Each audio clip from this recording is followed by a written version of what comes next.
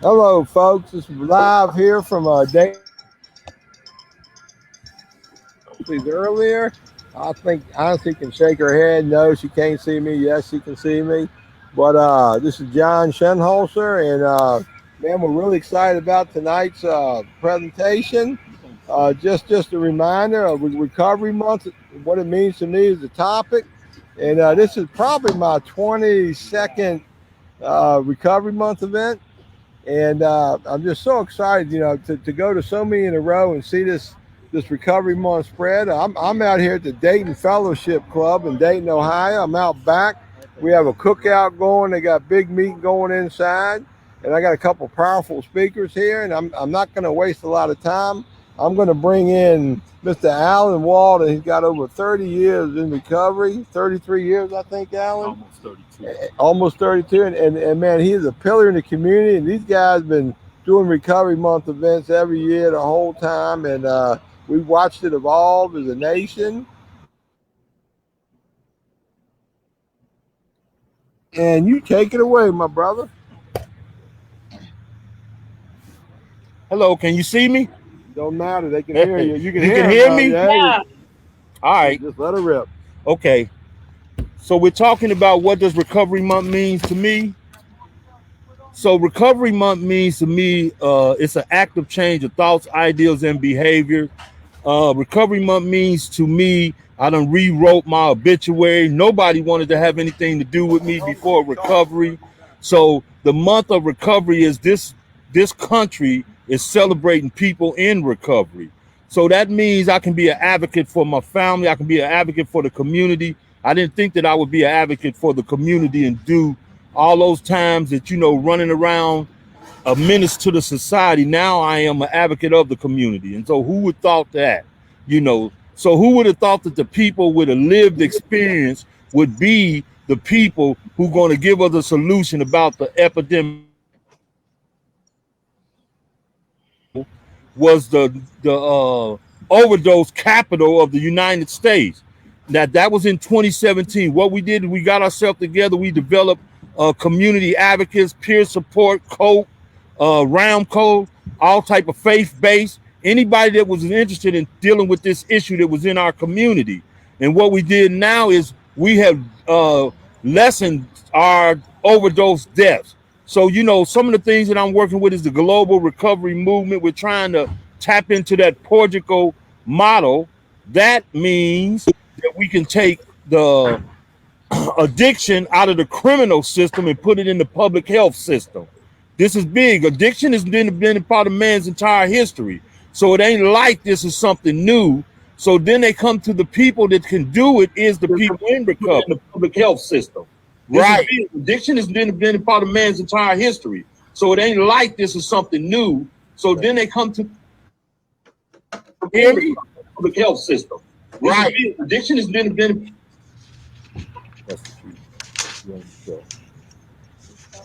Yes, I'm here. It's got a feedback or something on it.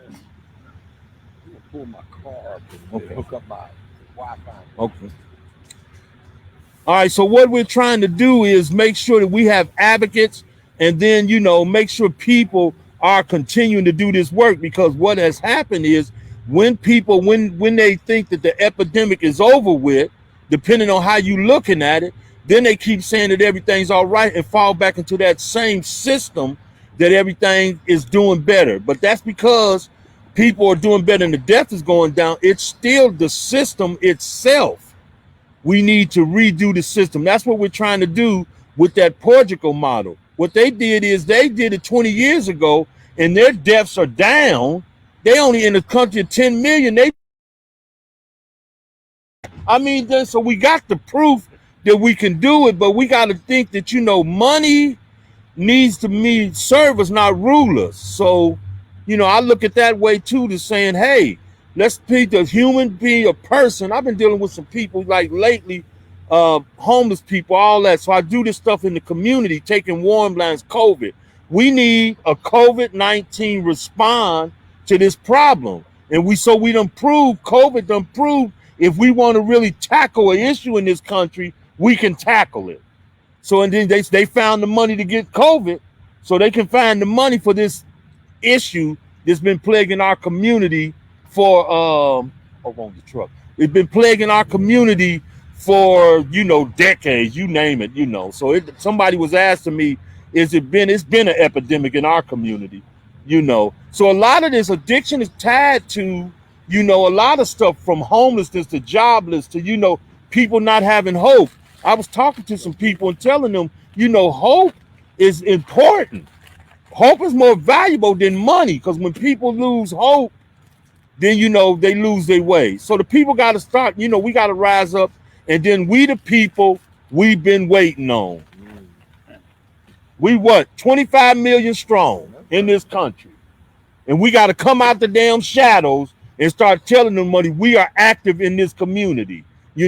This has nothing to do with our 12-step programs or none of that. We just saying we are people who are contributing to this society.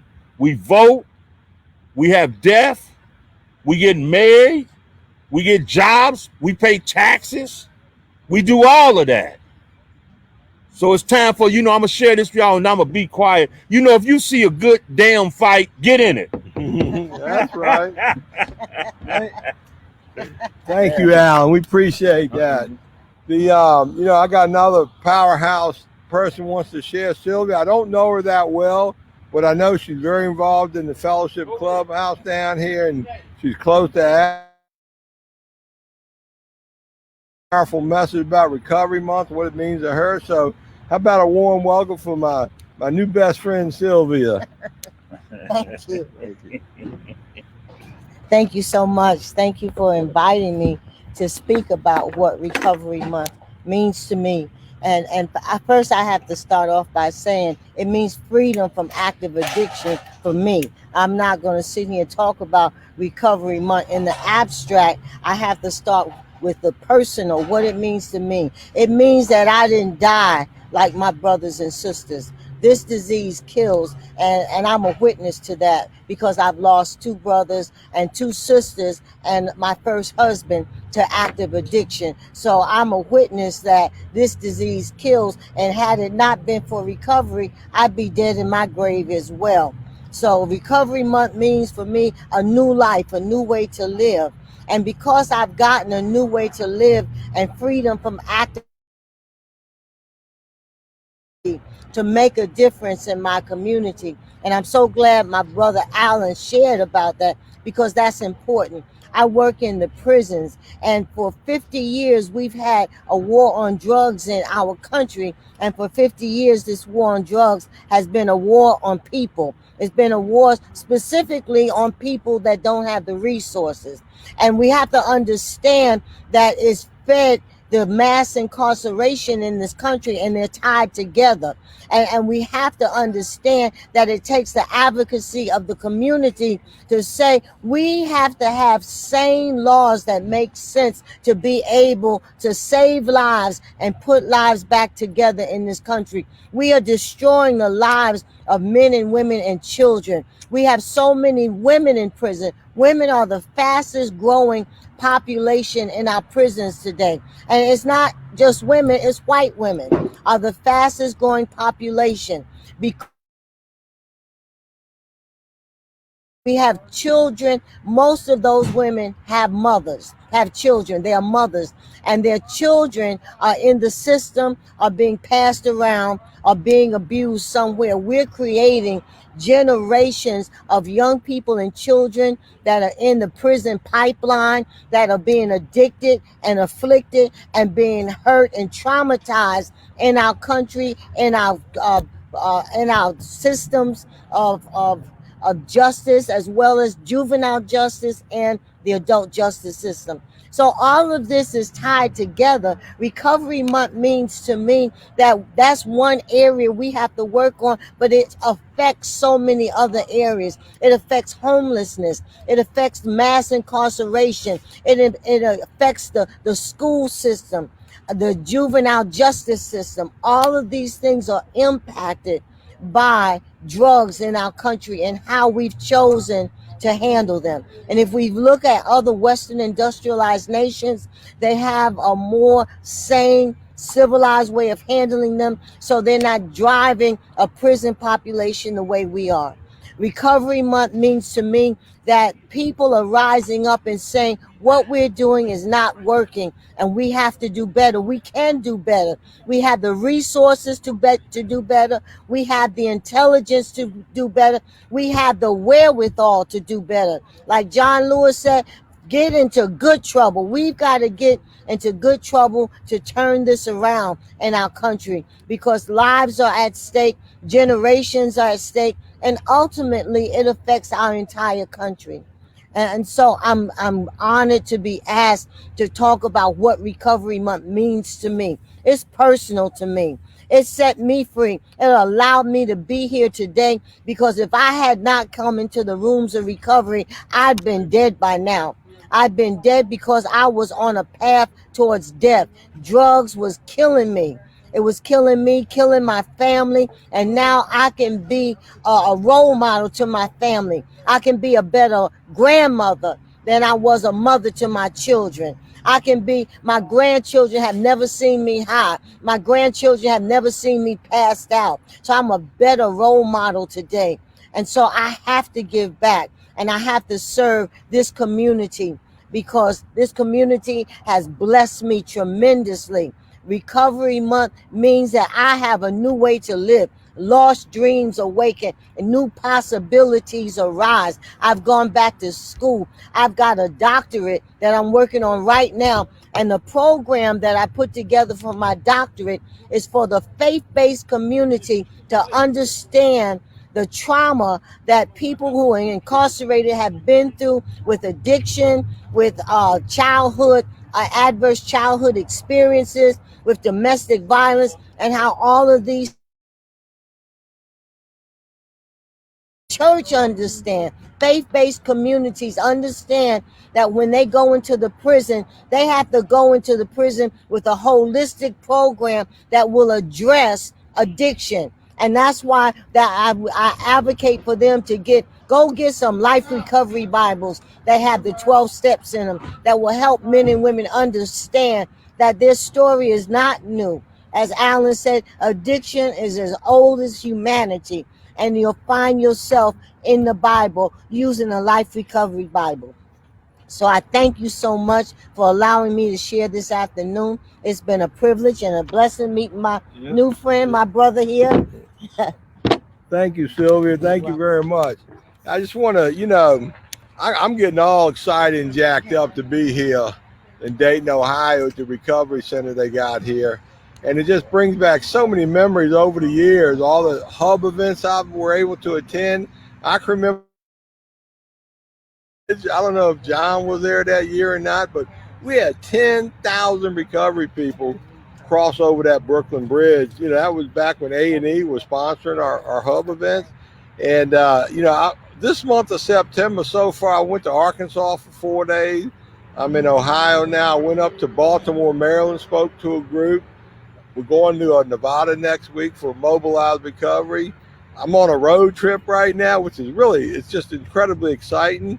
I know COVID has restricted a lot of us from attending recovery events. We had a great one at M.H.S last week. We had hundreds of people come through. So, Recovery Month is the time to get out there and celebrate, be that face and voice of recovery, be loud and proud about your recovery process. I got the shirt on. Make recovery the epidemic, Honesty's got hers on. I mean, this is what we're about, We're warriors, man. We ain't slowing down. I'm going to introduce a woman to you, a real powerful woman in recovery. She's up in Pennsylvania.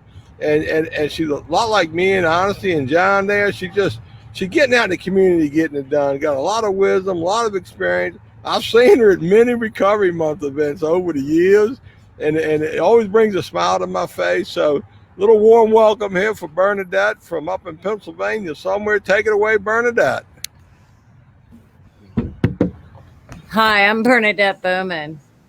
What's recovery mean to me? Recovery means to me that I'm accepting my strengths now, my weaknesses, and being able to keep living as happy as one can be. Recovery also means my freedom to be who I am, to be what I want to be, freedom to do what I want to do, and the freedom to continue writing the rest of my story. My story starts out a long time ago. I was a child of and had a lot of adverse childhood trauma. I was neglected most of my life. When schools would report it or someone else would report it, the schools didn't realize that my mother was a very powerful person, and I would get off the bus after telling the school what happened, and he'd be in a driveway having coffee with my mother. So I have a lot of support nowadays. I'm 53 now, that came from my past, like people that reported the neglect and the things that were happening. Luckily, when I turned 17 years old, I didn't have enough credits to keep going in high school, and they put me in a program in Chambersburg, Pennsylvania, the Manitou program, so that I could catch up on my credits. That really saved my life because I realized that I was worthy to do whatever I needed to do. Whatever was happened to me, it happened, but it didn't define me, and I could keep on going. Years later, I ended up with 2 addicted children, and I didn't know what to do. I went to the county to try to get help for them. Nobody was helping me. For years, they called me just a pissed off mother, and I was mad that I was going through this by myself and couldn't get help. But I figured, why not just be part of the solution? And that's what I did. I went to my county, told them I was going to build recovery programs. My county said, Bernadette, you can't do that. I said, I can do that. I'm going to do that. My first recovery program I built, and I ran it for a year and wasn't quite sure that I was doing what I needed to. My husband hooked me up with the M.H.S Foundation. I went down there and checked out what they were doing, and I realized I could do it. I was doing it, and I was doing it just like the M.H.S Foundation was. Just like they have 100 beds, that's my dream, to have 100 beds. And I'm 12 beds closer to 100 than I was 2 years ago. I'm going to keep on doing what I need to do, because out of 15 boys that my son played ball with here in our community, 13 of those boys are dead from opiate overdose. When I went to the county and I said, this is what's going on, it was just shushed under, like swept under the rug. And we really don't have a drug problem here. My house that I have right now was dedicated to our old DA, district attorney here, Jack Nelson, Colton Nelson, lost his battle with a fight. And when he lost his battle with a fight, I knew that I had to get serious and do what needed to be done. And that's what I've done. Every training that's been offered, I've taken it. Every opportunity that I have to speak, I speak. It doesn't matter if I'm at a funeral or a baseball game. Somebody wants to talk about recovery, I'm up on it. My county was very limited to what they were giving to people. I finally got funding after 3 years of being open. It's very limited funding, but I'll take it because I've worked my butt off to get to where I'm at. And I'm just going to keep on building, keep on giving it, and keep on sharing what I know. Because a long, long time ago, when I got sober, they told me I needed to give away what I had been given. And that's exactly what I do. I wake up recovery. I go to sleep recovery. I don't drink because I can't tell them how to live. The ladies that I have in my house, I have to lead by example. If I don't lead by example, they're not going to listen and do what they need to. Our county was very limited on getting information out. I just got nominated just this week for recovery. So I'm able to go to the Franklin County Probation Office and hand out Narcan. I've been running some papers by probationers that are coming in and doing ACEs evaluations on them. Each one that I meet, I give them a $10 gift card as an incentive. I want to know who's traumatized in my community. And the best place to find that out is the probation office. How did they get to where they were at? What help do they need? What resources? I call myself a walking encyclopedia. You want help with rent? You want help with lights? I'll help you with whatever you need. I'll get you to wherever you need to be. I'll walk with you. I can't walk for you, but I can show you the way. And I just am very grateful that y'all gave me this time.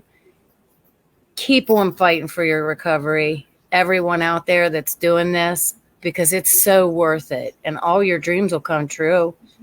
I promise ya. Thank you.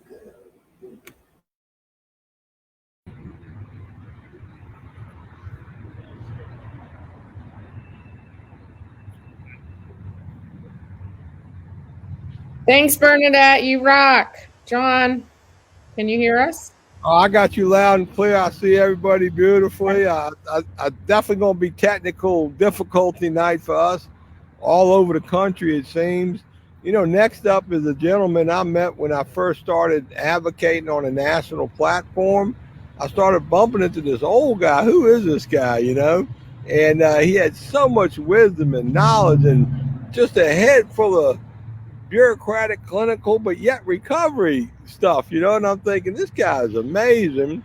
And later I found out he was one of my predecessors in recovery. And I think he recently celebrated 40-something years in recovery. But just a fine gentleman, incredibly active, stayed active in the recovery community well after he left his professional career. And I don't want to take up any more time from my friend John Winslow from, I believe, Salisbury, Maryland, or somewhere up in Maryland. John, take it away.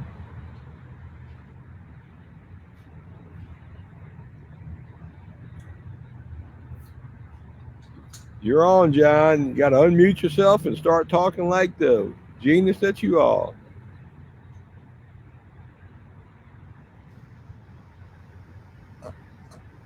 Honestly, you might have to introduce him. I don't know if he hears me or not. I'm hearing you right now, John, if you're speaking to me. Yep, you're up. Okay, all right, thanks a lot. Hi, everybody. My name's John Winslow. I'm coming to you out of Luray, Virginia today. Having a little bit of challenges, I guess, either from my internet connection or maybe on your end, but I'm just going to roll with it. I am not big on speaking in a situation like this, but duty has called, and I feel a responsibility to suit up and show up. So here I am. I want to let you know that I'm coming from a 12-step orientation. I think it's important to just sort of give you a little bit of orientation of where I'm coming from and who I am. I'm a person in long-term recovery. I came into this program of January 21st, 1976, which puts me in now I'm in my 46th year of recovery, coming up on 46 years. And I was a young alcoholic, didn't know it at the time. When I was 17 years old, my sister was killed by a drunk driver. And the guy that crossed over the center line and killed my sister also killed himself. He killed my sister's best friend. He killed my sister's fiance. And I went with my father to collect her body and possessions. And I saw the sights and I smelled the smells. And I swore to myself that I would never drink and drive again. I didn't say I would never drink again. I said I'd never drink and drive again. And I meant it. And that promise lasted me all of about maybe 2 or 3 months. And I drove drunk hundreds of times after that. Alcohol just, it was everything to me, getting high. That discovery that I made when I was 14 or 15 years old, it was like a magical, mystical experience, transformed me from a shy, introverted guy to, a guy that could just do, the world was my oyster. And as you know, I'm sure that ended up turning on me and stabbing me in the back. And so at 26 years old, I was graced. I was blessed with with being devastated by my addiction through a head-on collision. Fortunately, didn't kill myself or anybody else, and I was ready, and went through a 28-day wonderful 12-step oriented program that absolutely transformed my life, and I shifted from being part of the problem to part of the solution.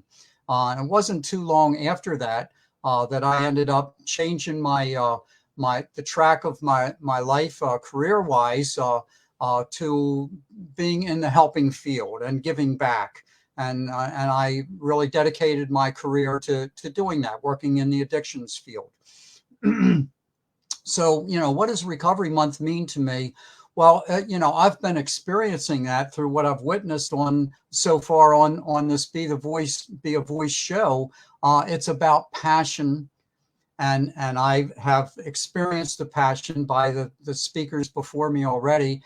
It's also about unity. It's rather than it's looking for the commonality rather than the divisiveness. And we, that our whole addictions network has historically been, circling the wagons and then firing inside. And we need to stop doing that. We need to, to carry that good fight and get it channeled in a positive direction.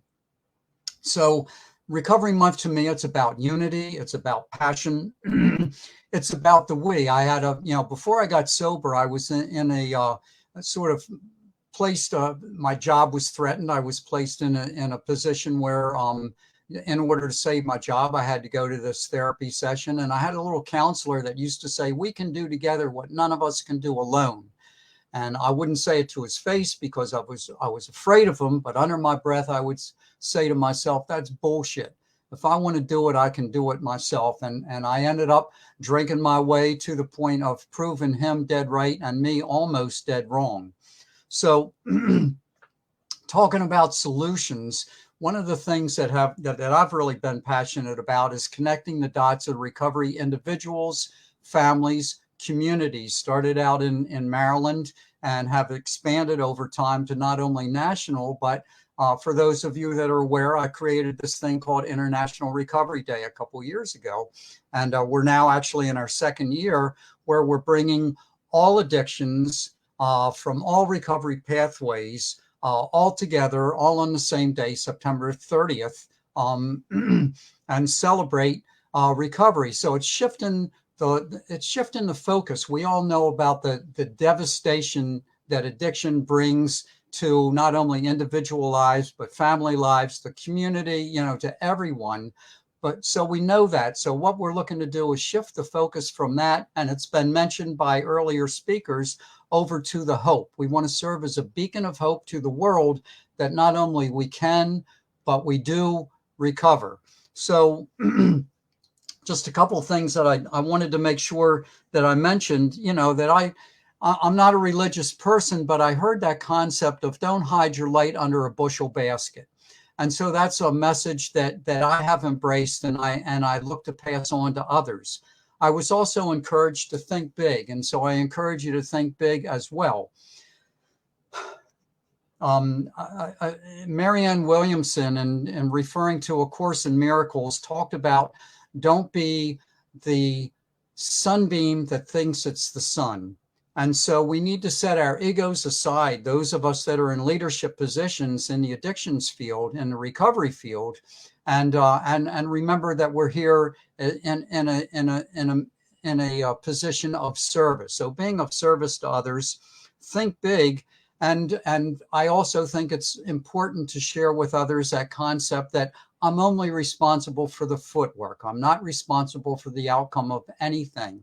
And so I do the best that I can, one day at a time. And beyond that, I let go and I let God. And so hopefully I can leave you with a few words of inspiration. And I'm going to turn it back to either John or Honesty.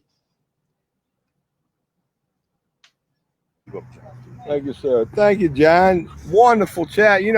I'm feeling kind of guilty. I'm out here eating fish and hot dogs and smoking. And it's just, I'm living the dream here on this recovery month. And I know folks are cooped up all across America and things weren't what they were. But, with that being said, I can't wait to see the day when we get back up on Capitol Hill as one great big, large, unified family knocking on doors of Congress. And, you know, we got a lot of moving parts in our nation right now. Now is not the time to splinter or be divisive. Now is the time to come together in greater numbers than ever before. And, man, let's start driving home some of these things and issues we need to do. So I see Nathan joined us here. This is exciting. We'll pop in Nathan, the Energizer Bunny. You never know where he's going to pop in from. But I'm assuming Nathan's going to weigh in on Recovery Month and what it means to him. And Nathan, good to see you, buddy. Give us some words of wisdom, man. Hey, everybody. Can you hear me? Am I heard? All right. Wow. Justin, thank you for creating that at the last minute. I love being here today. Thank you for everyone who just shared and really brought the Recovery Month to the moment. And I love that. My name is Nathan Mitchell.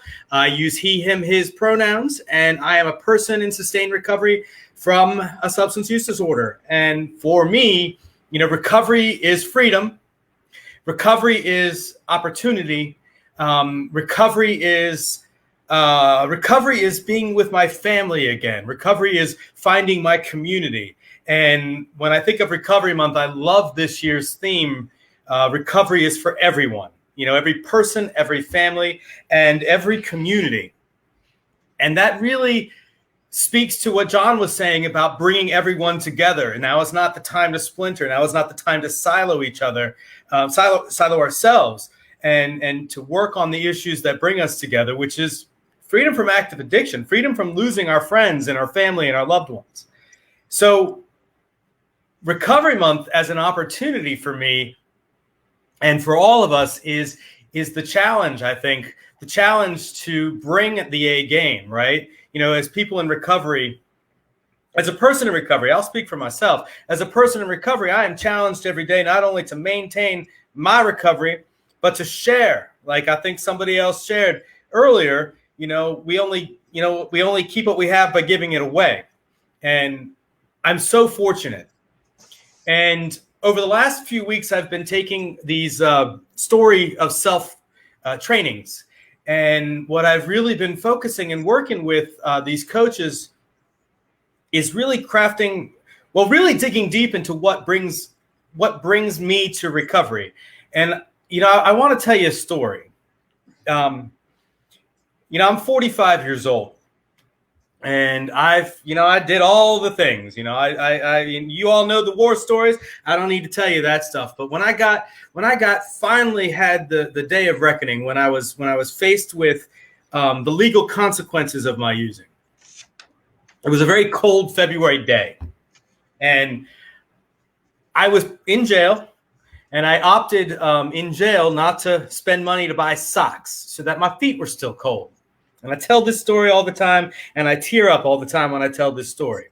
Yeah, I got $40 on my books. I thought it was golden. I bought myself some coffee, some sweets, little things to keep me going, in my mind. But I was just sat there miserable in this recovery, in this pod, of general population.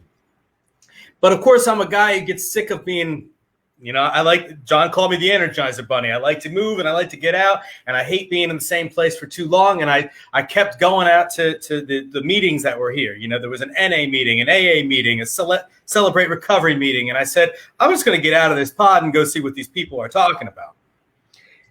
There was a group of people in those meetings who just seemed happy and were able to express gratitude in those meetings, who were in the same spot that I was in.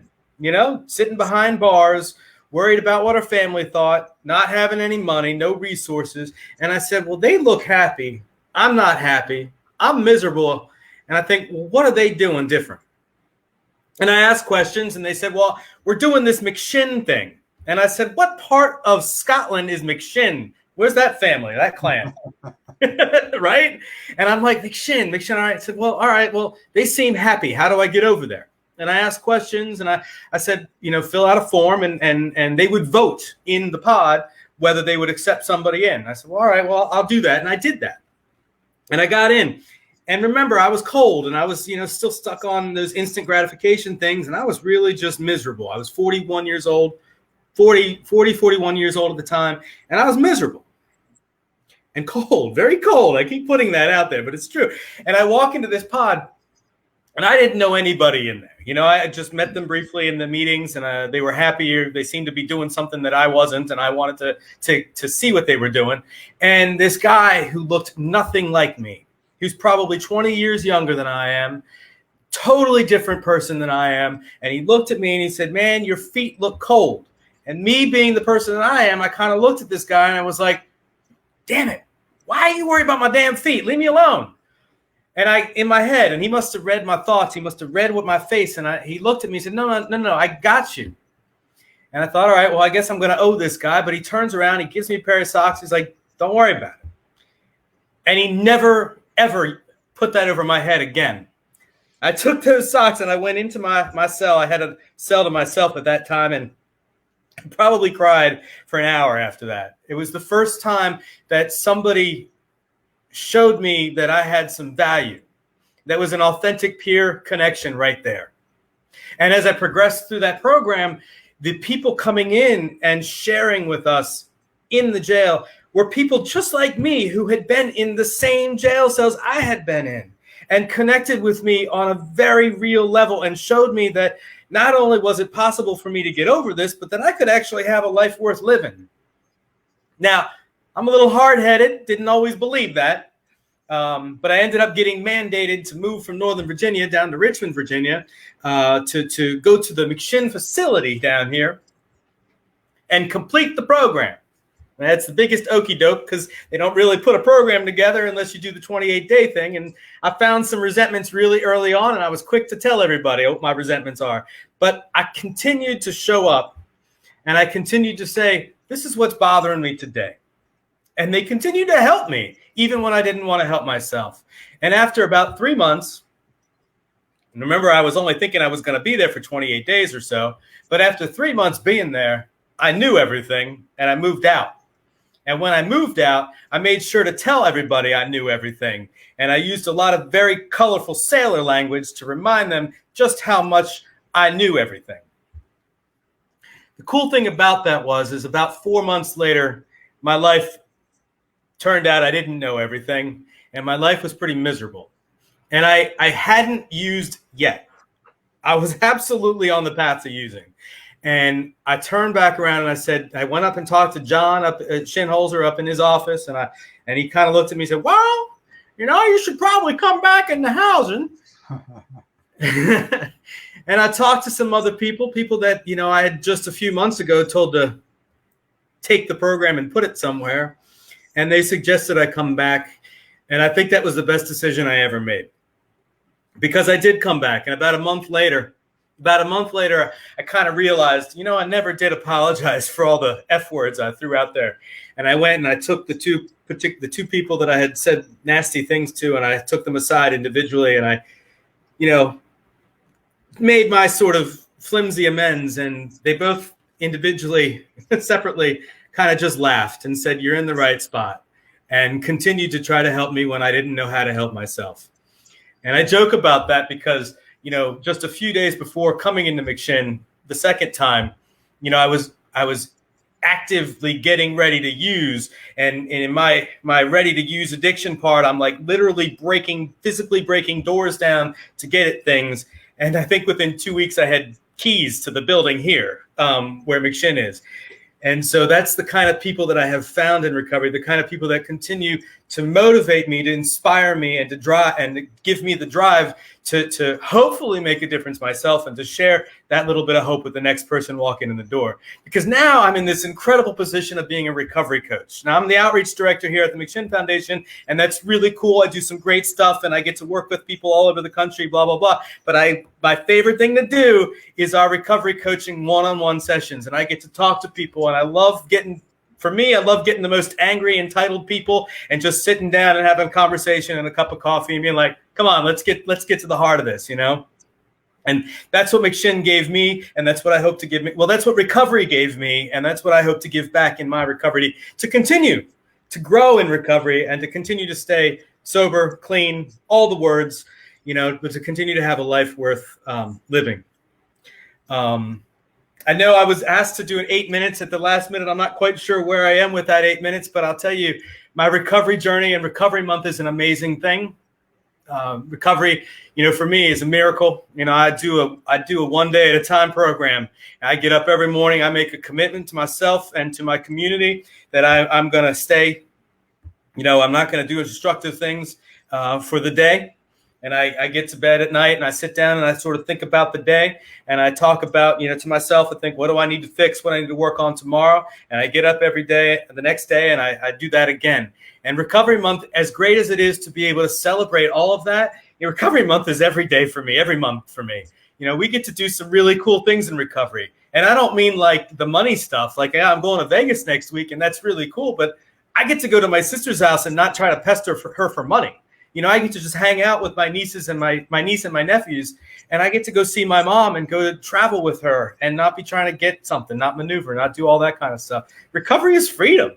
I get to do all kinds of cool stuff.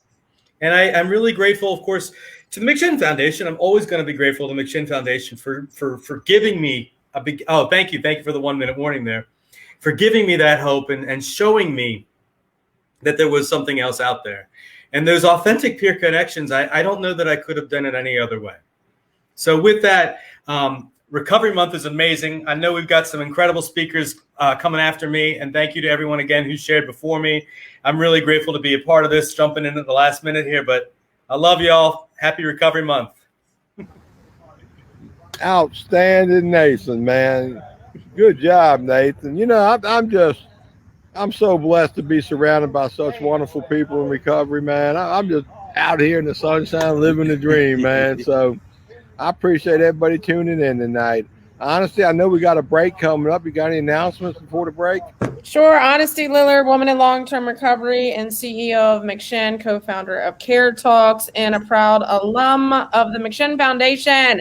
And recovery rocks. Recovery Month rocks. It's recovery every day in my life. So we like to celebrate this 1 month, but I like to celebrate it every single day, not only at McShin, but also in my home, and raise my kids in recovery. So it's very important to me. But yeah, we're going to take a 5-minute break. So go do what you got to do for 5 minutes. And then we will jump right in about 6:50. We'll jump right in with our second panel. Thank you to all the speakers. You rock. I love all of you. And thank you for what you do for our community. And to be honest, the world at large. So thank you so much. Recovery Month means to me, it gives us 30 whole days where we can bring awareness to try to reduce the stigma attached with addiction and recovery from it.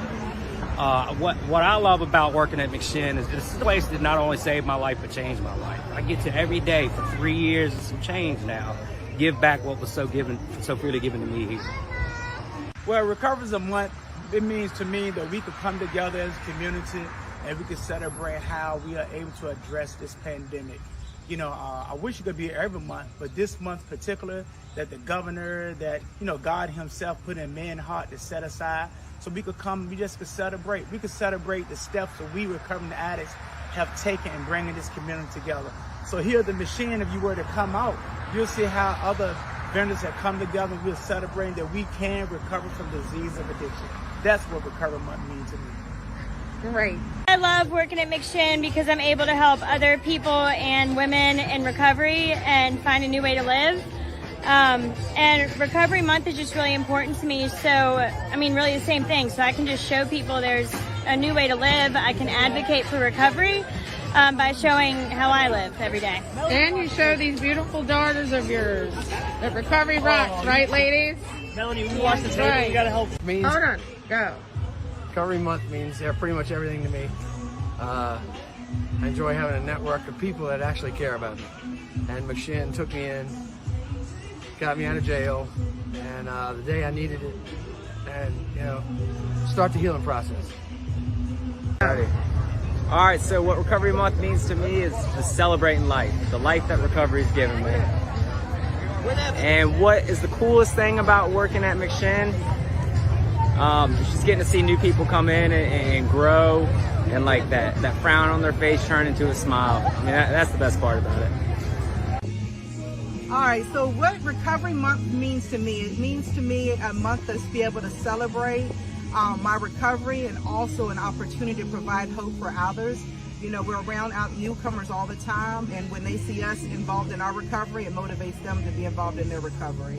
What I love about working for McChin, what's not to love? I get to see people when they first come in. I get to deal with parents when they're so frazzled, don't know what to do. And then I get to see when they walk out that where they have, you know, their parents are surprised by the outcome that they have. And I can't say anything else. I don't know what to say. What Recovery Month means to me, it means hope. It shows others that it works, it's possible. It's a month that we get to celebrate our recovery. And working at McChin, I love working at McChin. It's fun all the way around. I like working with the girls that come in and watching them grow through the process. And I love my coworkers. We're a family. Yeah. Go. Well, what Recovery Month means to me is an opportunity to celebrate my recovery, but share that with other people celebrating their recovery. It's just an incredible opportunity to be that face and voice of recovery. And why I like working at McChin Culture, Jesse, he makes my job real easy. Hey, what about me? And if you love what you do, it ain't work. And of course you, honestly. Anyway, more later. The McChin Foundation gave me an amazing recovery foundation where I came in 2017. I stayed in the program housing for over 7 weeks. I left, I came back up, I volunteered for over 6 months, and I got a job there after, I don't know, a couple months or whatever, but I can't do this. So Recovery Month means to me I'm free. You know, not just free from prison, but I'm free from active addiction, which had me in prison for, I don't know what, 15 plus years, man. So today I'm free, and what's beautiful about being free is I get to work at this wonderful organization where I can help people just like me. Love y'all. Hi, my name's Ashley, and recovery means to me a new chance at life, and McChin has given me great opportunity to get my new life back.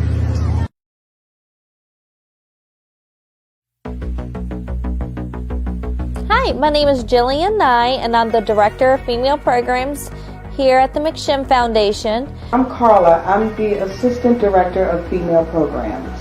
We have an amazing women's program house out in Chester, Virginia. I've seen so many women's lives change since entering into the McChin Foundation, and I'm grateful to be a part of it. This is where the girls get to experience recovery in a more intimate setting.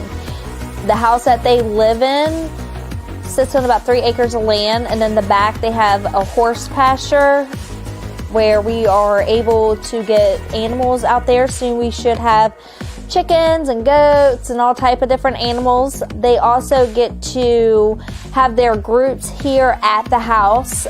I've seen so many women's lives change, and it's amazing to be able to see that. What I like to see is when they come in and when they leave. I see the difference. Out there they have a group room, they have a exercise room, they have a therapy room, they have no outside distractions going on. They have an amazing opportunity out here to live together.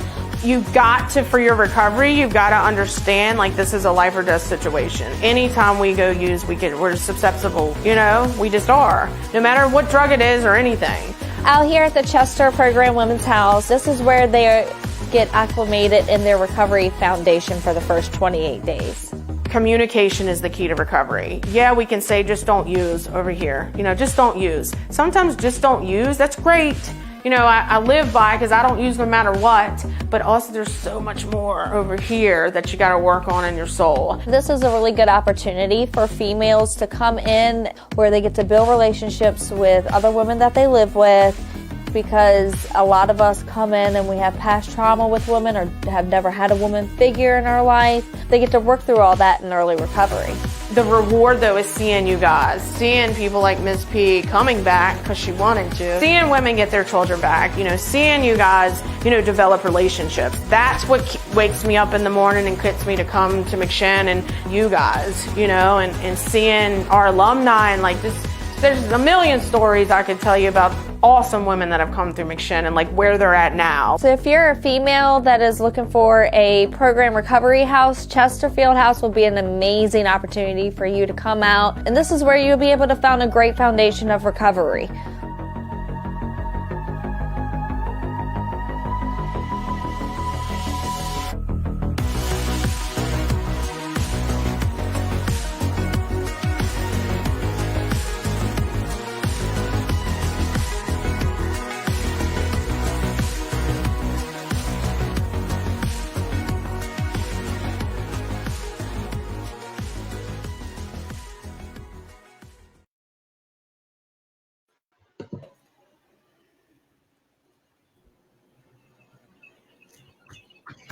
Welcome back. John probably got kicked off, but they're watching live from Dayton. Oh, there he is. Hey. Yeah, man, I'm just living the dream right Yeah, now. they're having a big My new cookout. best friend here, live from Dayton. We're having a killer picnic out here. We're just getting it done, celebrating Recovery Month, man. But honestly, you take it away, baby girl. Sure.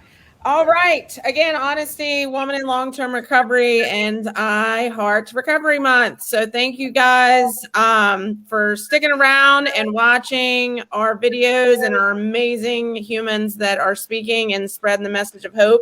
So next up, I got to meet her, I guess, virtually, and then you did the Get in the Herd podcast. But I, even through virtual, like I'm very intuitive, and I just got this sense of like, just like relaxation when Tara spoke on our podcast, and I've been following her on social media and her organization.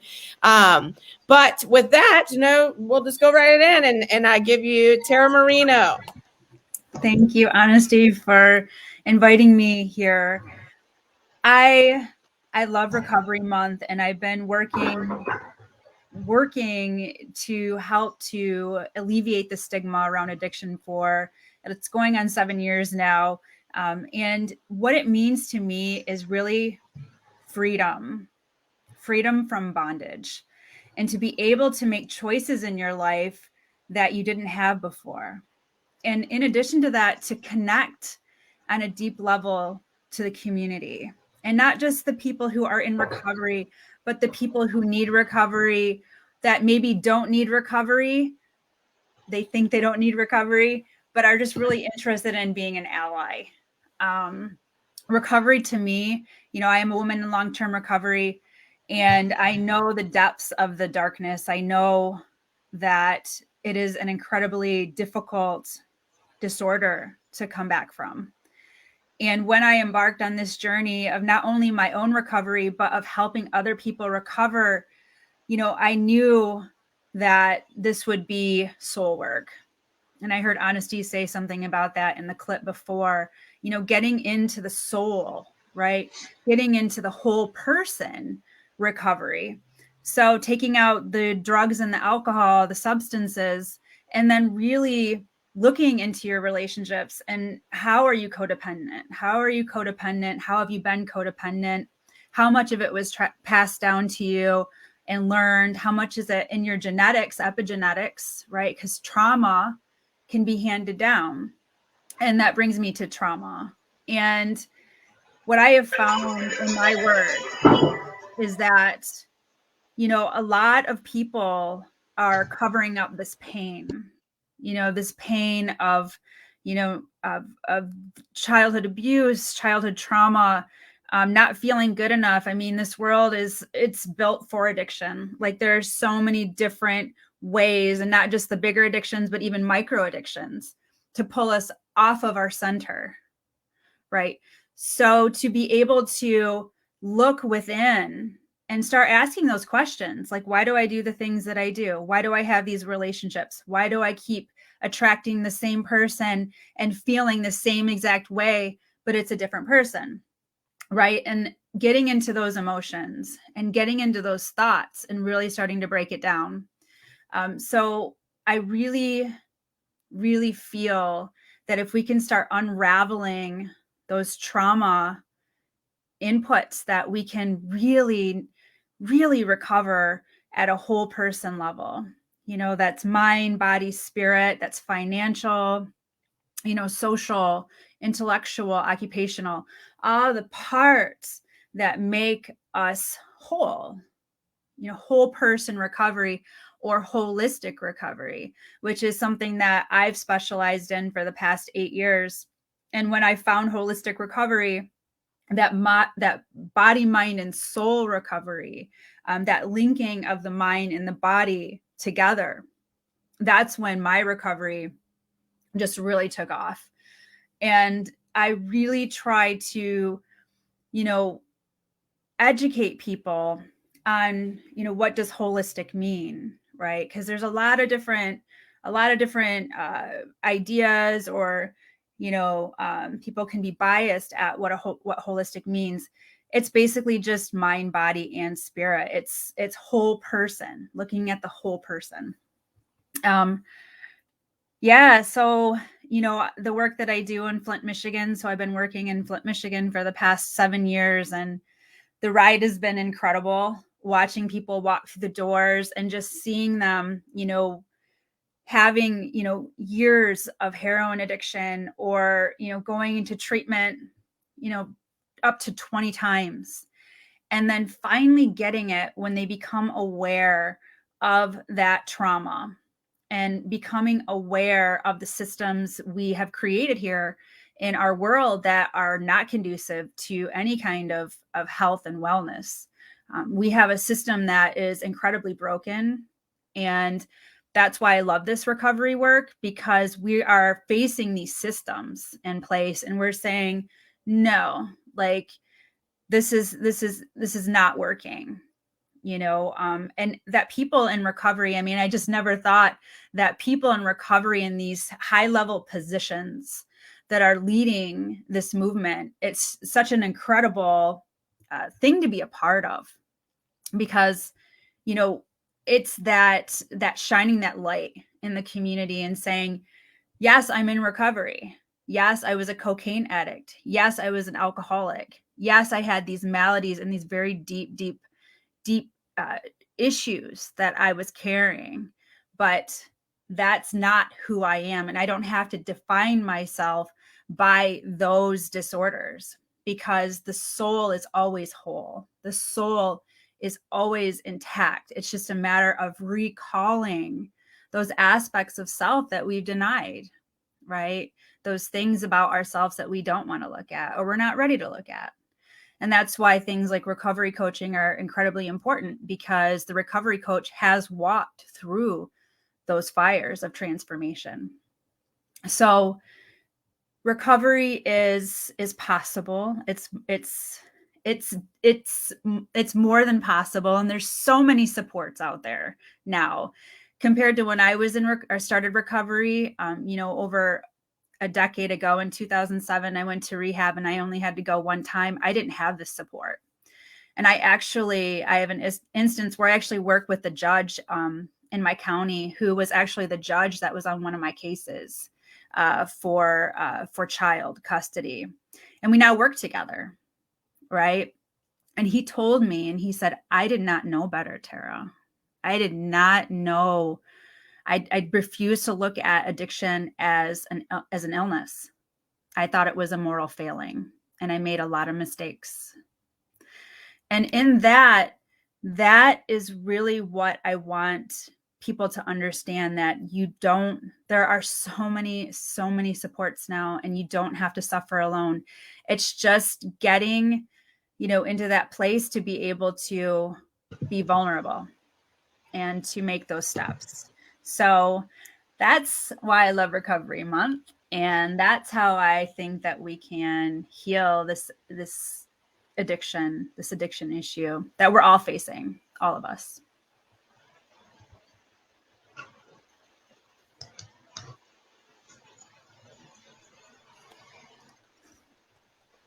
Yay. Thank you. Thank you. Full disclosure, my kids are about to power through the door, I think. So I hear them coming up the steps. So I have a 12-year-old son that's going to be loud, but that's what recovery gives you, beautiful children, and I can be their mommy. So yay. All right. So the next speaker, love her. She's helping a ton of our women now at McShin. So I really appreciate that. And I've been following her. I love men too, but I really love following, especially in these days, you can't see each other in person, but on social media, these amazing women that are doing awesome things. So with that, I give you Caroline Beidler. Hi, everyone. Oh my goodness. It is so wonderful to be here. In honesty, I have to tell you, I have 2 sick 3-year-olds right now. So I feel you. And my husband is entertaining them or distracting them. So we'll see what happens here, but definitely a blessing of recovery.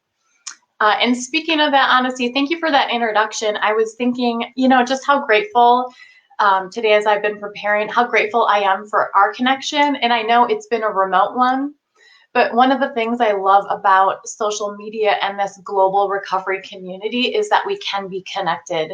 We can watch each other's lives unfold. And I've just watched your journey in leadership and what you've done with McShin and Care Talks, and it's just amazing. So it's an honor to be here. And Tara, we're friends now, so I'm going to start following you as well.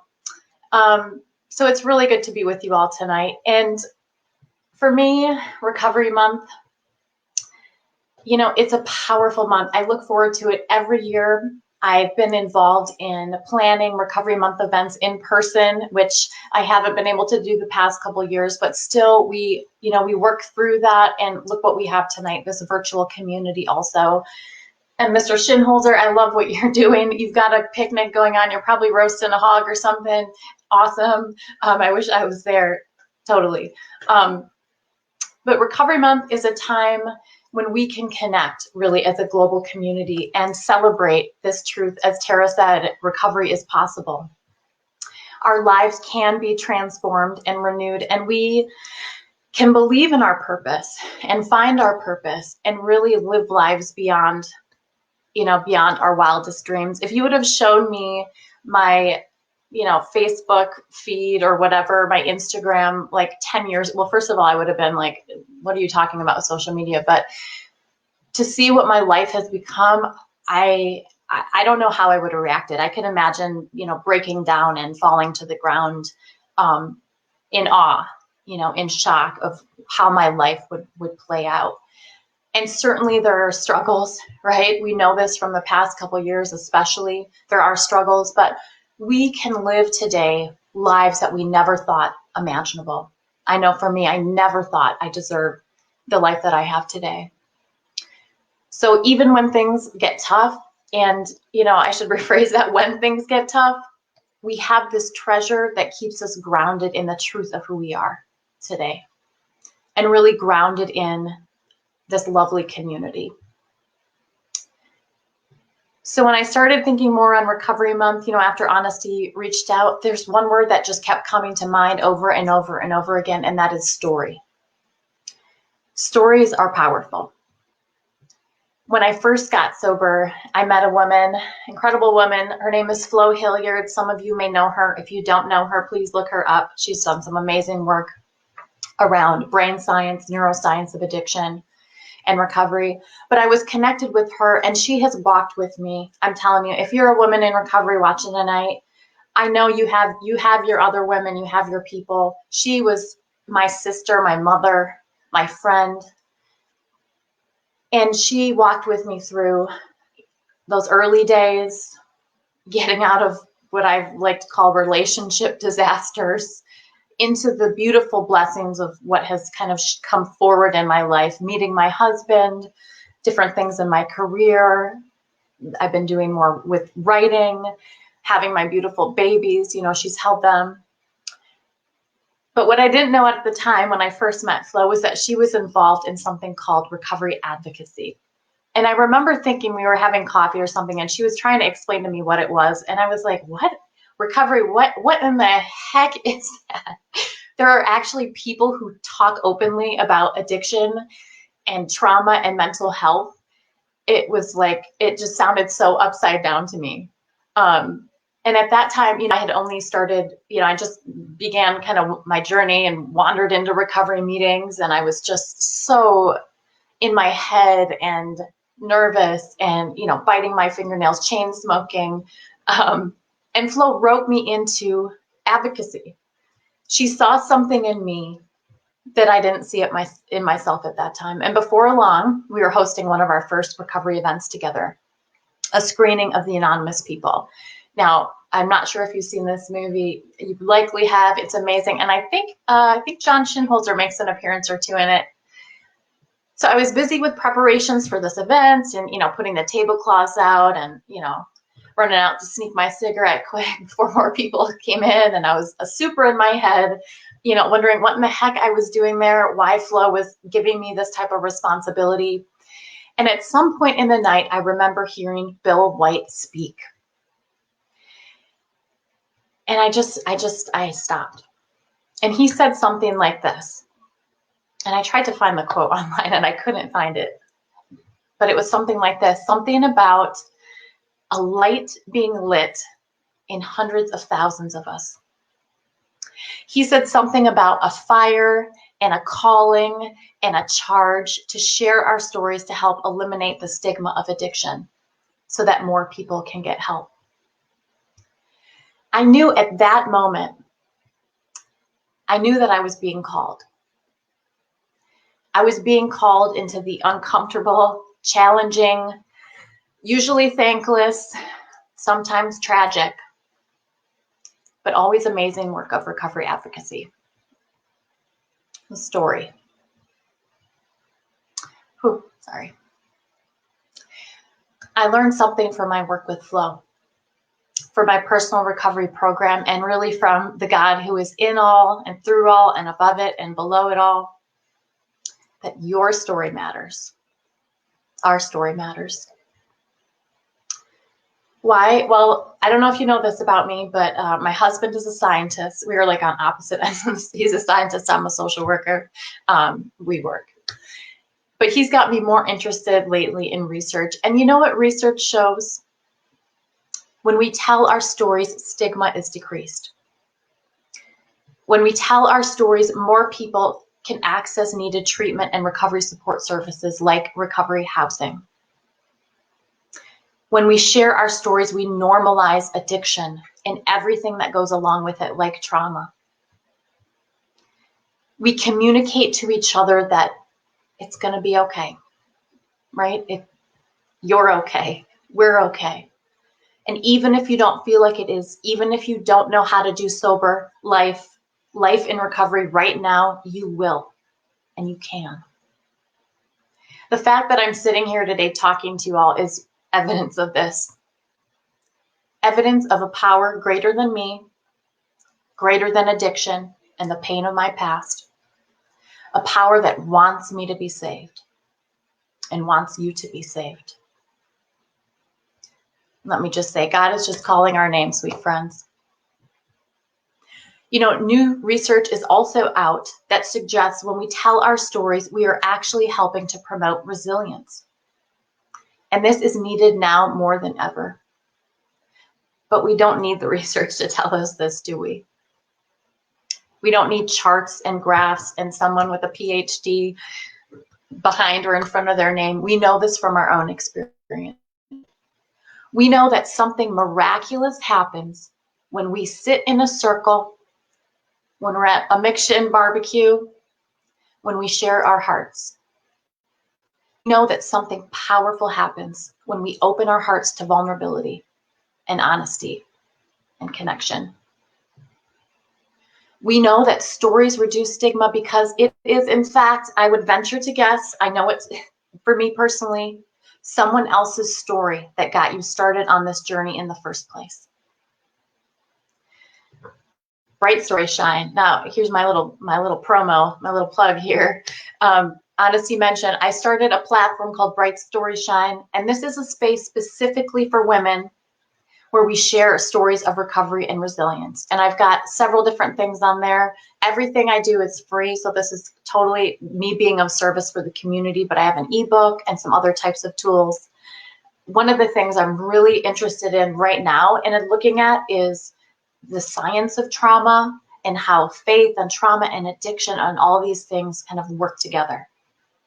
So you can go to my website, brightstoryshine.com. I also have a free giveaway going on right now, so I'm not going to say much more about that.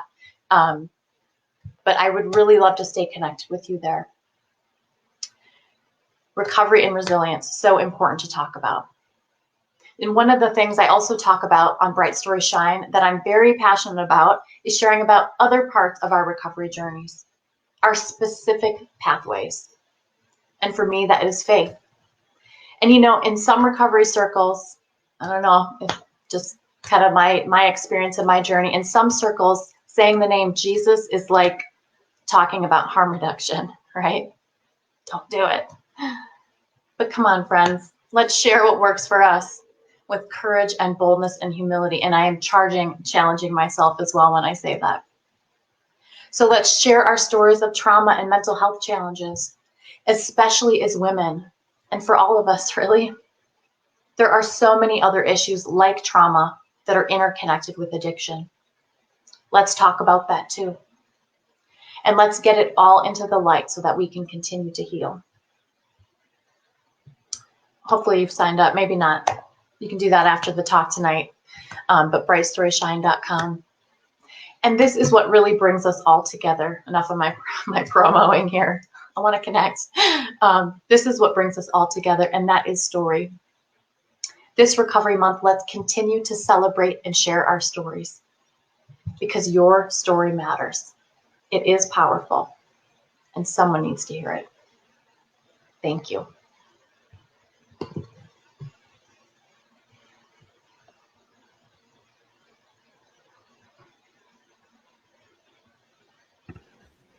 All right. Thank you. Thank you. Thank you.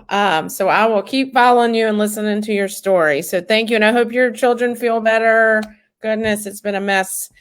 All right. Our next speaker, I get to follow him on social media too. They're doing amazing things in Georgia. You guys have been doing stuff forever now. I feel like, gosh, I don't even know. I guess you can share on how long y'all been around doing this thing. But our next speaker is Jeff Breedlove. Hey, Honesty, thank you so much.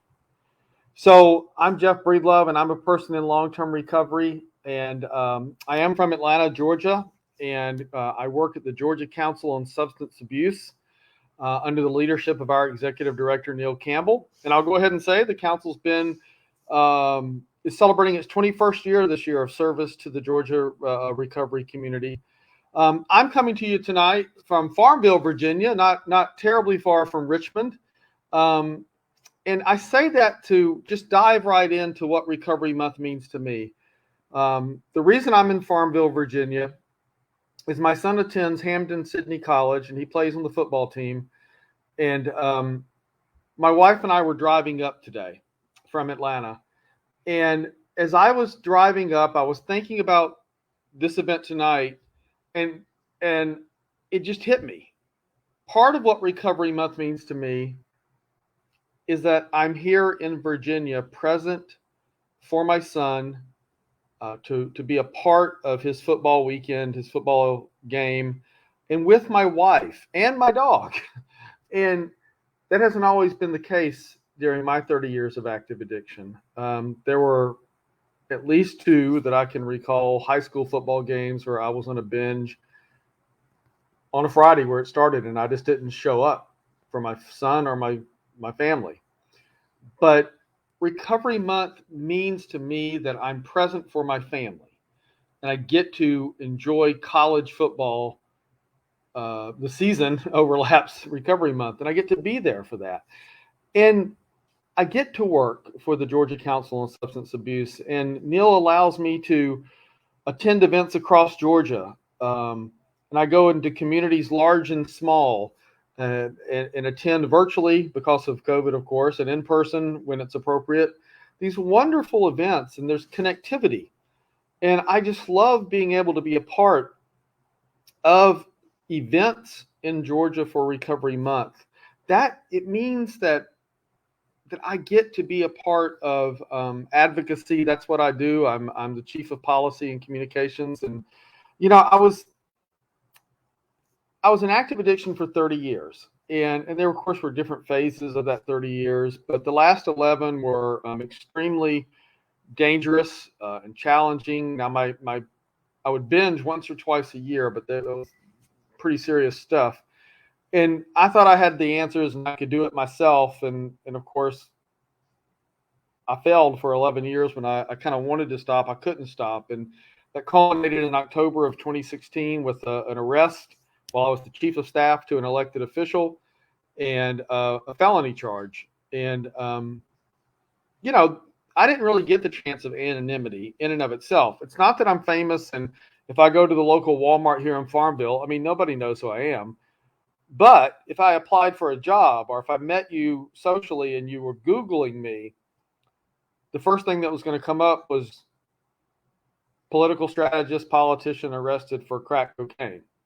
So I lived on this thing called Google. And that was not, you know, it was not exciting. I was not excited about that. And I was under family arrest and couldn't go anywhere until I entered treatment. Didn't want to go to treatment. Went to a place called MAR in Atlanta. MAR is 47 years old. They've got a great professionals program and a men's program, women's program, non-professionals. And it's a minimum stay for 90 days. And I can tell you I was less than pleased with that concept. When I was going to the admission interview, my wife was talking to them and I hadn't been invited to speak yet. And when they finally asked me to say something, I looked at the admissions person and said, well, this all sounds great. I just want the room with my own or the program with my own apartment. And they literally just laughed in my face and said, it doesn't work that way. And that's how, arrogant I was. And it was not a good time. And during the 90 days, I got very depressed because I'm looking at Delta airline pilots and one of my roommates was a heart surgeon or is a heart surgeon, and there's teachers and lawyers there, and they could fill out paperwork with their with an entity like the FAA or the Medical Association of their state or the Law Association of their state, and they could go back to flying airplanes, operating on hearts, practicing law, being in a classroom. There was no entity where I could fill out a piece of paper and they would say, he's going to get to go back and work on campaigns and in politics, and no one's going to say he was a crackhead. I thought, my whole career was over, and I'd never get to do anything that I enjoyed, and that led to depression. But it started to turn a little bit because I realized that I was 50 years old when I was in treatment, and I'd had a pretty good run as an adult for 30 years, and I got to go a lot of neat places and meet a lot of neat people and do a lot of cool things and had some great jobs, all while I was in active addiction. And I thought, a lot of people live into their 80s now and have healthy lives, and God might bless me with 30 years. And I started to grasp the concept of what if I was healthy for 30 years? What if I tried this recovery thing? I didn't really know what it meant. That I could have the same amount of time healthy as I had been in addiction as an adult. And that mattered to me. That was a trigger in my head for a positive manner, like this might be worth trying. And I had never heard the phrase higher power. And, Caroline was talking about Jesus. I always knew that my higher power was Jesus. Once I realized what a higher power was, that wasn't the problem for me. The problem for me was I never had a real relationship with Christ the way that one should. So I just manipulated my higher power for political purposes. And I started, and I'm still early in that journey of having the right kind of relationship with my higher power. And I like that. Still new at it, still enjoy it. And that was new for me. And the last thing I want to say about being in treatment was while I was there, they made us do a life story and talked about the trauma in that life story that I had with my father. And right after I had told that story to the circle of men and we'd begun processing that, just a few days later, they came and told me that my father had a heart attack and he died. And I never got to process that with him while he was alive, but that impacted me profoundly. That happened to me while I was in treatment. And so I leave on day 91, and I thought when I entered on day 90 that I would graduate, get some sort of diploma, and I'm not joking about this, and I'd be better. That's really what I thought. That's what my family thought. It's all we knew. It's all my friends knew. And it gets to the importance of advocacy, by the way, in education. But what, of course, I've learned now is that recovery happens on day 91 or day 29 or the day after you leave whatever treatment you have. And I believe in multiple pathways to recovery. And we don't all enter addiction the same way. We don't all recover the same way. But whatever point of treatment a person chooses, I believe then there comes a day where recovery begins. And recovery is for the rest of our life, one day at a time, every day. And I've embraced that lifestyle at this point in my life. And I believe it's real. And I believe that recovery is real. And I used to think that it was all those things that people say, that I was somehow inferior, that I was making poor choices, that I was a bad person. But I'm not. And there was a counselor at Walder around saying, remember, this is a group of men, not at our best. And he would just walk up and down the hall and say, you're a person worthy of love and to be loved. And I thought he was an idiot. I thought, what a moron. But he was a genius. He was absolutely correct. But it took a guy like that trying to convince a bunch of sick, arrogant men of something that they did not believe. And he finally got through to me. And so at 50 years old, I started to believe him. And it was only when I believed in myself that I could begin to embrace recovery and be the husband I wanted to be and the father I wanted to be. All those years I was trying to recover for my son and my wife, I failed every time. And the only analogy I can share is like being on an airplane. The flight attendants tell you if the mask comes down, put it on yourself first and then your child. And a lot of people look around, go, why is that? But of course, once they are told, it's so that if you're conscious, you can help the other person. And I realized that if I believed in myself, I could recover for myself, and that would be a foundation to be there for them. And so that's what recovery means to me, is that once I believed in myself, that I could go to events and talk about recovery, talk about family, talk about faith, talk about those things that matter to me. And I did that tonight when I checked into the hotel. It came up why this lady heard that I was checking out early and that I was giving a speech, and she said, what are you going to talk about? It's just a stranger. And I said, well, to be honest, I'm in long-term recovery and I'm going to talk about recovery. Well, both her and the young lady at the front desk talked about recovery, and the lady said, I'm in recovery, and it's amazing that you talk about it. And I just love advocating for it. And at the Georgia Council on Substance Abuse, to brag about us for a little bit, we facilitate, under the leadership of Neil Campbell, this year 28 Recovery Month events around Georgia in partnership with our Department of Developmental Health and Disabilities with Commissioner Judy Fitzgerald in Georgia. There's 28 Recovery Month events that we're a part of putting on. And then we have had 4 town hall meetings, and we have a virtual lunch coming up.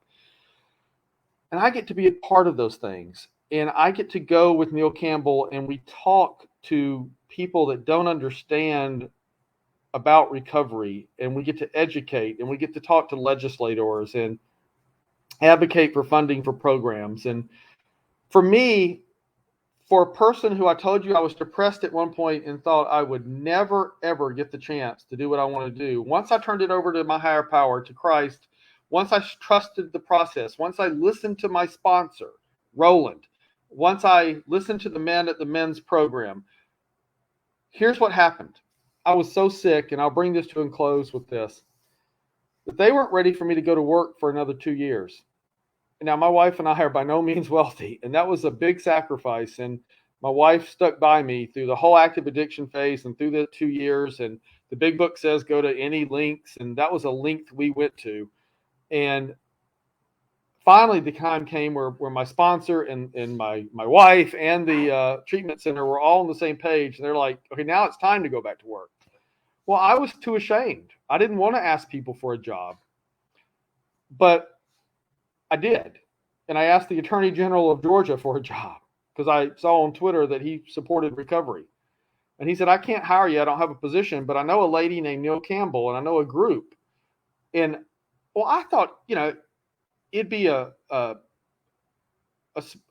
small group gathering. And I knew there was this group called the Council, but I didn't know what they did. I walked into this room one January, and there were 750 people at a room by the state capitol of Georgia celebrating what they call Addiction Recovery Awareness Day, and Neil Campbell was in charge of it. I didn't know there was a recovery community. I didn't know anything about that. And Neil has blessed me to be a part of her team, and now I'm a part of all the advocacy that she does through the council in Georgia. And there's a community of 800,000 people in recovery in Georgia. and SAMHSA says there's 27 million across the nation, and McShin does so much great work in Virginia, and John is over there in Ohio tonight, having hot dogs and barbecue and whatever they're having, and he's on his way to mobilize. And when we speak up, when we speak out, when we break the stigma, a guy like me who loves policy, who found out that there was a community of hundreds of thousands in my state, hundreds of activists, and I get to be a part of that. Well, Recovery Month tells me every day of September that recovery is real, that I'm not alone, that I'm part of a community. And for me, and I know so many people that will be watching this on a Friday night live, we do Recovery Month in November and December and January and February and throughout all 12 months, because every day that we're blessed to be alive, we are the ones that have survived the disease, killing more people than any other thing in the United States. Our community has been disproportionately impacted by COVID more than any other medical issue in this country. And we're the blessed ones. And we stand on the shoulders of those we've lost to our disease, and we advocate and we speak up and we speak out and we say nothing about us without us, because we do it in their memory. And so I'll end with this. Neil Campbell teaches us every day at the council to lead with love. And my parting words to you would be, it's okay to love yourself. It's okay to love somebody in recovery. It's okay to love somebody in active addiction, and that recovery is real. And it's a privilege to be here tonight.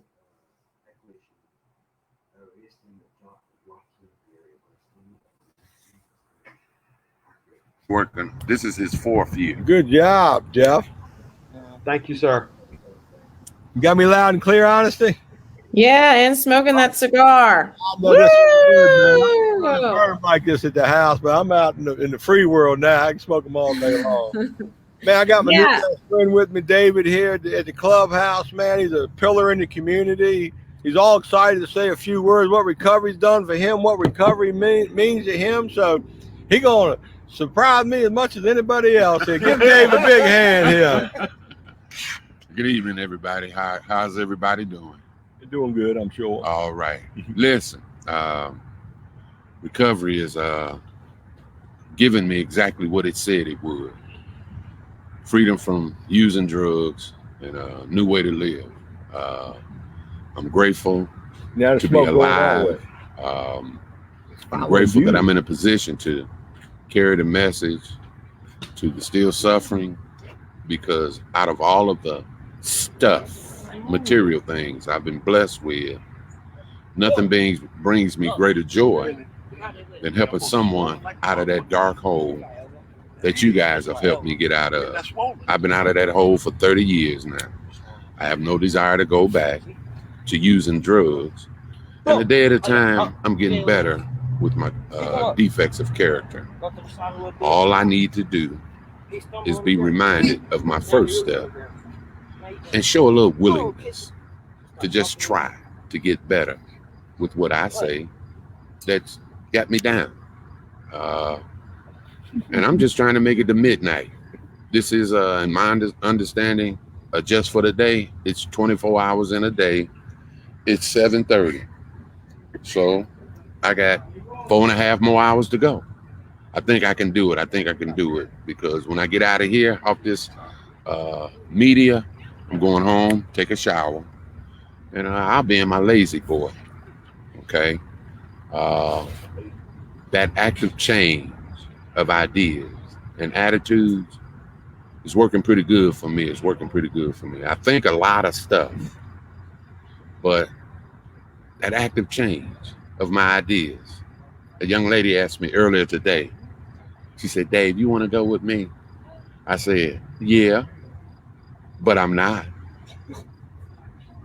That's recovery. You can call recovery under another name, program of change, because that's what takes place. Provided I'm practicing to the best of my ability, spiritual principles. There's no doubt in my mind, I have the disease. And based on the basic text, which I believe in, 30 years later, they still ain't got no cure for this disease. So I'm gonna try to keep it arrested. I don't want it to get an early release. I don't want it to make parole. So I'm not gonna use. I keep coming back. And it's my sincere desire that anyone that comes to realize they have the disease of addiction, I hope you find this fellowship and give it a shot.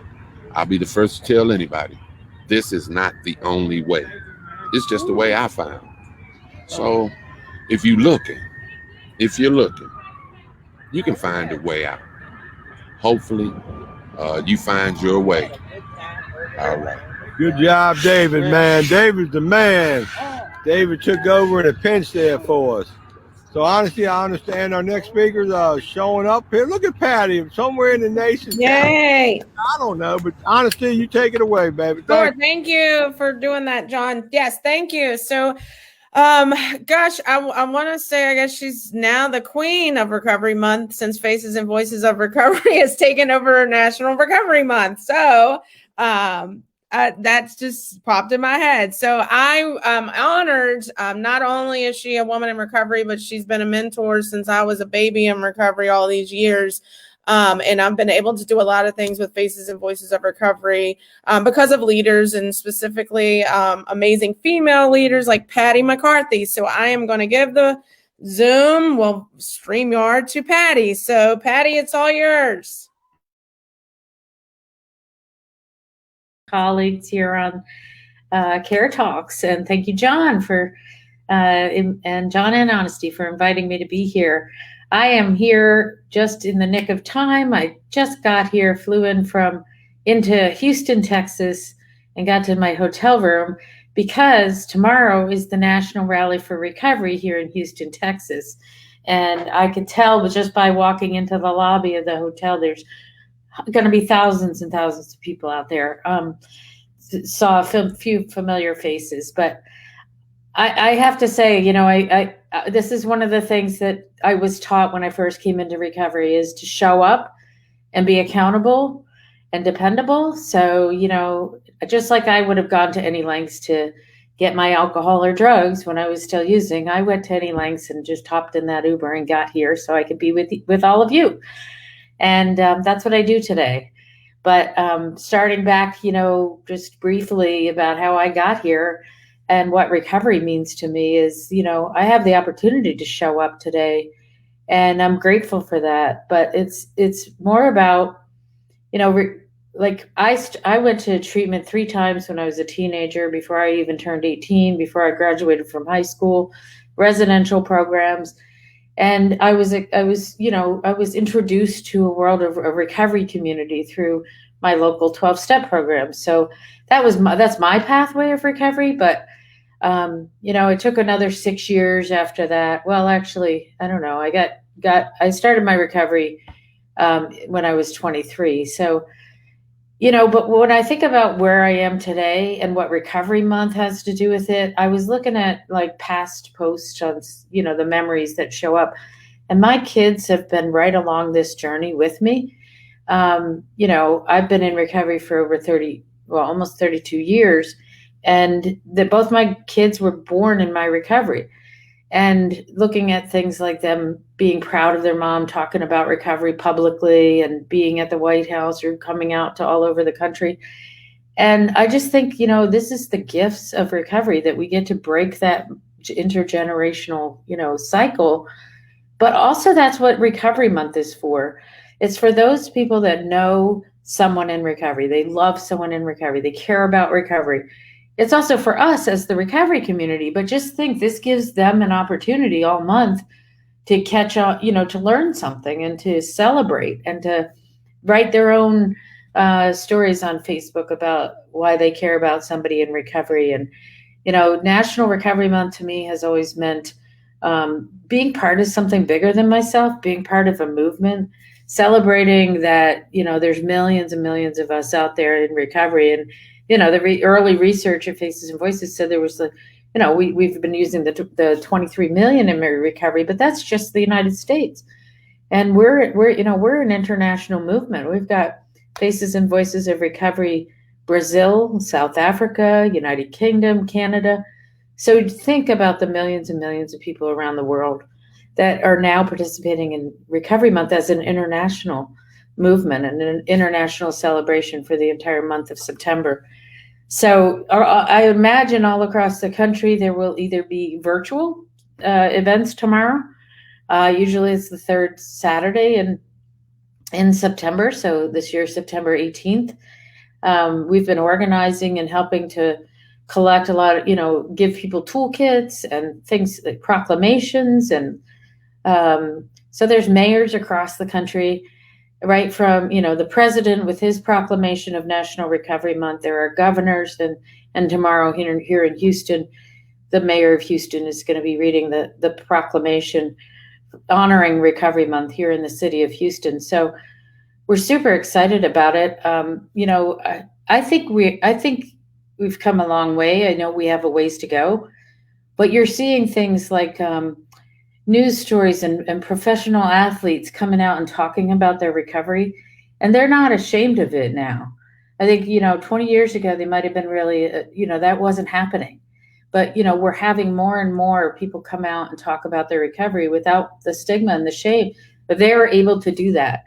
And I think that's what this recovery movement has been able to give people, is that, that opportunity to come out and talk about what recovery means to them. So I know for me, it's not just, it's my family, it's my new grandson who's 4 weeks old, and my 9-year-old grandson, and just having the friends and relationships that I have today.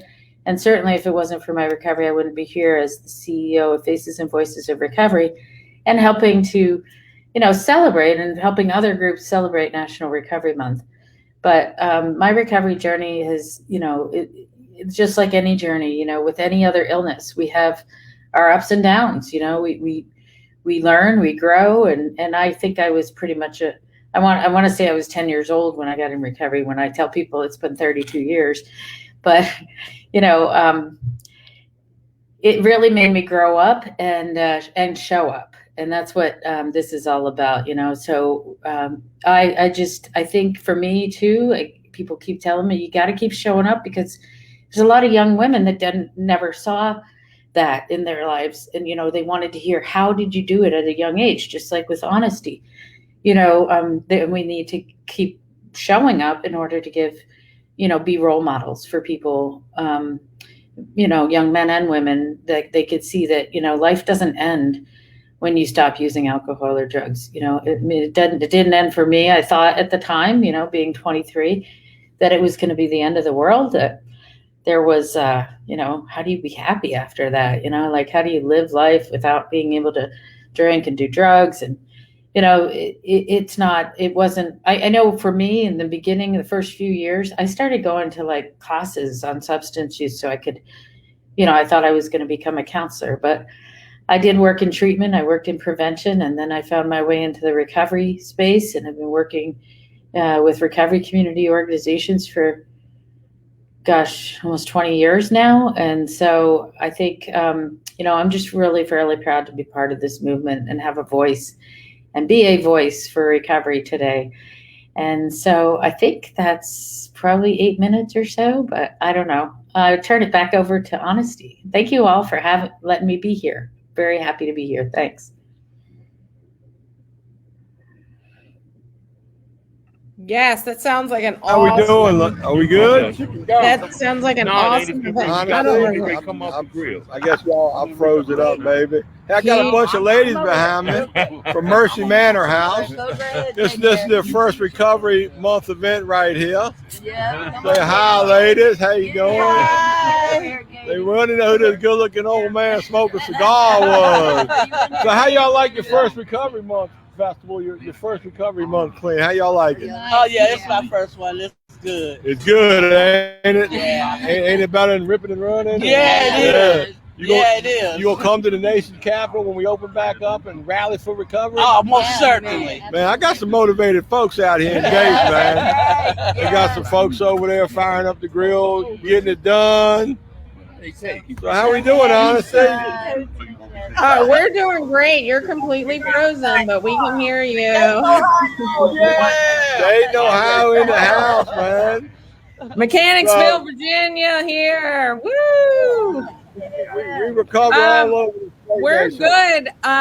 Yeah, I mean, you know, we just really wanted to obviously make recovery the epidemic, and you know, us at McChin and all over the world, like recovery is obviously not only our career but also our whole entire life. So, you know, I would love you know, everyone to find recovery that needs it, and the world would be a happy, beautiful place. But we still have a ton of work to do. There's a ton of data that just came out.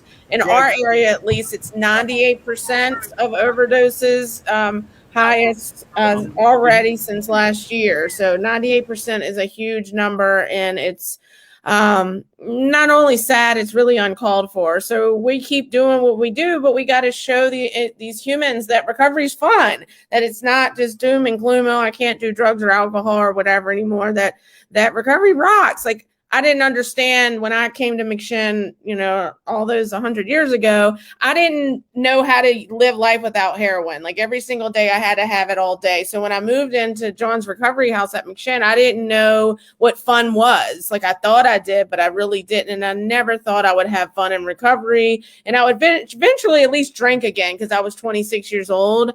But now 14 and a half years later, like, we have so much fun in recovery. Like, in the commercial, those videos I didn't even edit, because we just have so much fun. Like, me and our staff, we just have a great time. So, you know, we joke and laugh and make fun of each other. It's just such a cool experience, you know, to be surrounded by humans that are in recovery on a day, because my husband's in long-term recovery. So, and our kids know all the recovery principles and everything. So it's just super cool to like integrate recovery into your whole entire life, because I wouldn't be here without it. So I just want to thank all the speakers, unless John has anyone else that he wants to jump on. It looks like he's frozen, but I can hear him. We'll have one more event this year, so just follow Care Talks on our social media on Instagram and Facebook, and share. And the coolest part about this, not only the humans that are watching it now and they can play it back, this goes into 48 jails. And over, I think in the last quarter, it was 328,000 views of all of our videos, which is a lot of inmates that get to see these videos. So you guys are sharing so much hope and strength to the judicial system. So I really appreciate that too. And it's a great partnership that we give our videos away for free into 48 jails across the United States. So that is like to plug that always, because it warms my heart when these humans come into McChin and they're like, well, I saw your video and I saw it. And that's how they heard about McChin. But also it's like, you know, if you've been incarcerated, when you go in there, you're like, we're hope dealers. Like, recovery equals hope dealing. So all of us are hope dealers, and we just want to make the world a better place. But my dog is not in recovery, and she has a barking issue. So we need to work on that. But I love everyone. You guys have a great, safe weekend. Good luck at the event tomorrow, Patty, and stay safe. And everyone just have, you know, a blessed time in recovery. Happy Recovery Month. This is gonna be the best day ever. This is gonna be the best day ever. Wake up, top of the morning. The bacon is crispy, the coffee is pouring. My meditation is peeling an orange. The bank says I'm already scoring. I got a parking spot right outside. Step into my brand new ride. All we ever get is green lights and blue skies. This is gonna be the best day ever. You got me looking so fresh. I can't get no better. Baby, I'm a T-Rex, ready to rumble, ready to flex. I'm the king of the jungle. Gonna be the best. Shake up. I got a red fruit smoothie. James Brown bumping like I'm living in a movie. Look at me. I do the cha-cha-cha. Look at me. I sing a na-na-na. Tippy-tap-tap like I'm Dick Van Dyke. Chim-chim, I need you to be by my side. Spoonful of sugar, gonna go with it. Oh, baby, pass me the butter, gonna roll with it. It's gonna be the best day